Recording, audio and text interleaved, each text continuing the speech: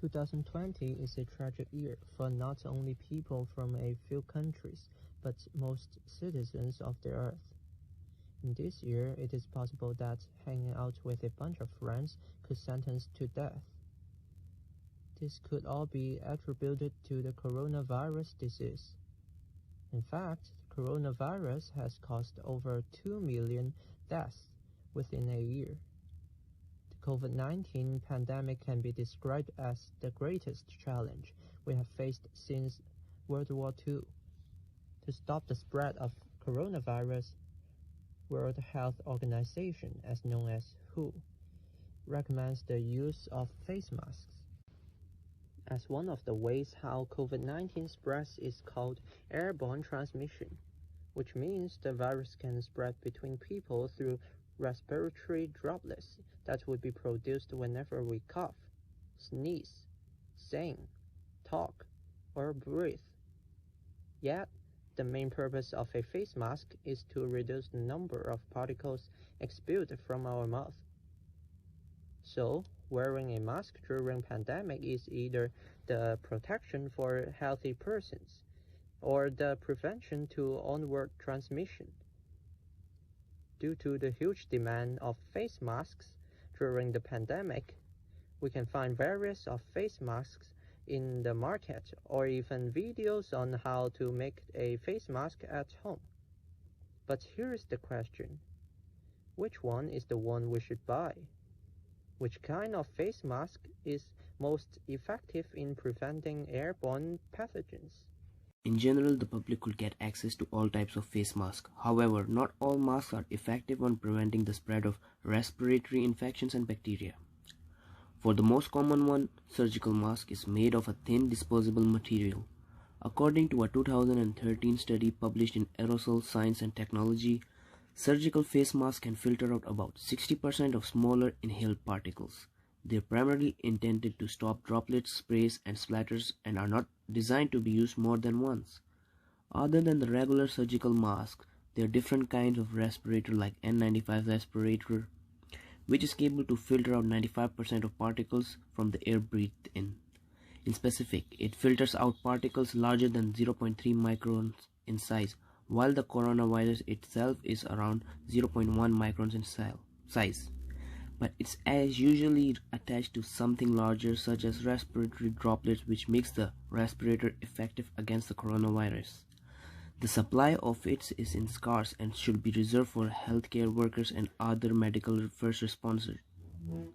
If you have an unused N95 respirator, you are encouraged to give it to a hospital. The K995 respirator, it has the same effectiveness as an N95.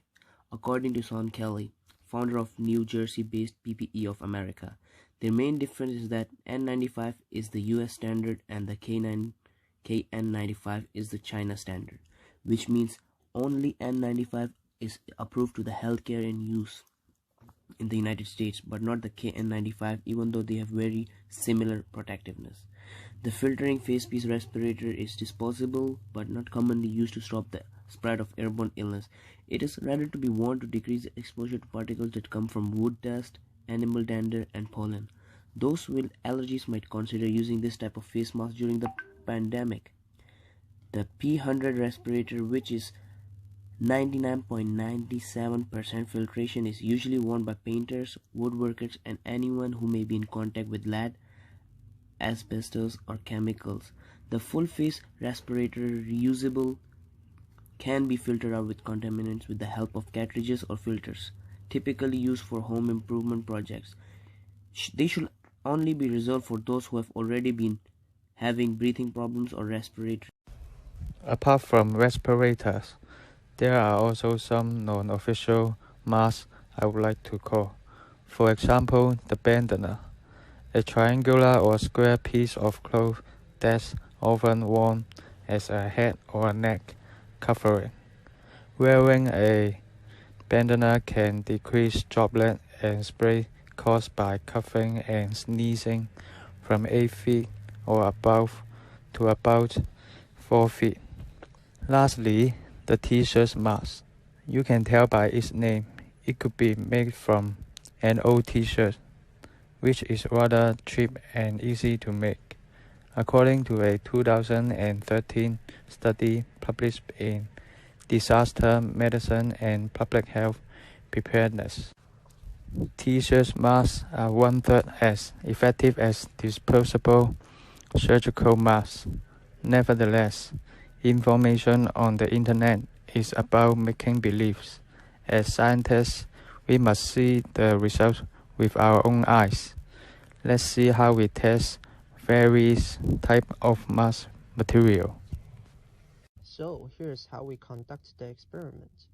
Step 1. We have prepared 3-layer medical face mask, KF94 face mask, a pack of tissues, a roll of paper towels, a piece of towel, a candle and a lighter. Step 2. We'll light up the candle. Step 3. Inhale, cover our mouth with the medical mask, and then forcefully exhale through it and attempt to extinguish the candle flame. Only 3 attempts allowed. Repeat step 2 and step 3 with the piece of tissue, paper towel sheet, the towel, and KF94 mask. And now, let's do the experiment. From the experiment we can observe that the flame has only a slight flickering and is still lit in the experiment with the medical mask and the KF94 and the tissue. And the flame is out by slight exhalation in the experiment with the towel and the paper towel. After that, we have found that both face masks are made from the 2 layers of non-woven fabric as the inner and outer layer, and the melt blown filter is the middle layer. And the tissue is made from 4 layers of high density fiber. The paper towel is made from 3 thin layers of fiber, and the towel is made from a single layer of loosened woven fabric. Combining the above, we can conclude that the 2 main factors that affect the air permeability are the number of layer and the density of the layer. They should give you reference of how well those materials breathe. During the pandemic, if you play your cards wrong, the consequence could be very serious. According to the Centers of Disease Control and Prevention, it is recommended to use masks made with tightly woven fabric. To check if your mask is qualified or not, you can hold up your mask to a light source. A qualified fabric mask should not let light pass through, otherwise it may not be effective to prevent the spread of droplets. Besides, the number of layers is also a critical factor. According to an article published in the Journal of Family Practice, single-layer masks and double-layer masks only provide 1% and 35% of particle filtration respectively. So it is best to use masks with 3 or more layers. Still, it is important to be comfortable. If you are not able to breathe easily wearing a mask, that mask may not suit you in daily activities. Last but not least, the method of using face masks could either wipe out or bring the effectiveness of the mask into play. According to the suggested method given by CDC, Step 1. Wash your hands or use hand sanitizer before putting on your mask. Step 2.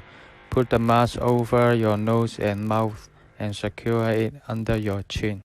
Step 3. Fit the mask snugly against the sides of your face, slipping the loops over your ears or tying the string behind your head.